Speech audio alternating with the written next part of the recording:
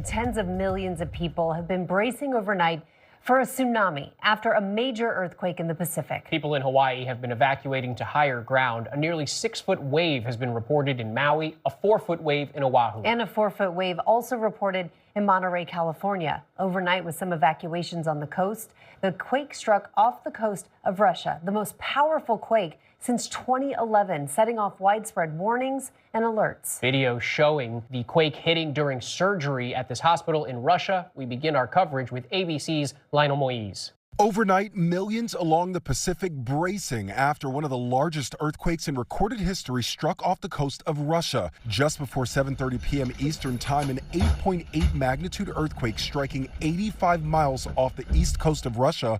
The quake prompting tsunami alerts in more than 20 countries, prompting countless coastal residents to seek higher ground. Russia, the first to feel the effects of the quake. Shaking scene in the Kamchatka Peninsula, people running for cover as ceiling panels fell down at an airport. This kindergarten heavily damaged, but luckily no injuries reported. And then the water began to rush in. Video shows a coastal city being inundated. This video circulating online shows the rushing waters carrying buildings away. In Hawaii, cars filling the streets of Honolulu as residents fled to higher ground. We're under a full tsunami alert here. If you're in a low-lying area, get yourself safe, get to higher ground. Hawaii's famous beaches evacuated, lifeguards telling people to leave immediately. Some hotels on the islands telling guests to move to higher floors, others evacuating completely as the state braced for waves up to 10 feet. 10-foot surf wave, it's good for surfers, but a 10-foot tsunami is quite different because what that means is it's like all of sea level will rise by 10 feet above normal sea level and stay high like that for maybe 5-10 minutes before it goes back down. Airports on the island shut down. Some planes already en route over the Pacific turning around and heading back to the mainland. Concern here is damage to life and property. So we've got air rescue crews standing by. There is a helicopter that has been making rounds along our south coast or is about to. Some of these areas are quite isolated, and if people made the decision to try and ride it out and they are caught up in the floodwaters, they could be swept out into the ocean when the tsunami waves recede, and we want to be available to provide assistance if that's the case. On the west coast of the U.S., a tsunami warning issued for the California coast from Cape Mendocino north to the Oregon border, but the entire west coast on alert overnight.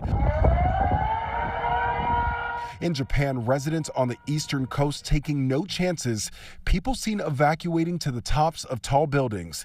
A few hours after the quake, the first waves battered Japan's coast. Local authorities warning the public that although the first waves were small, they were enough to wash people away, with bigger waves potentially following. Many of those evacuating are still haunted by the memory of the 2011 earthquake and tsunami that killed nearly 20,000 people and caused a nuclear meltdown at the Fukushima power plant. And again in Hawaii, a 5-foot wave has been reported in Maui and a 4-foot wave on the north shore of Oahu. Now, earlier I did speak to Randall Collins, Director of Emergency Management in Honolulu.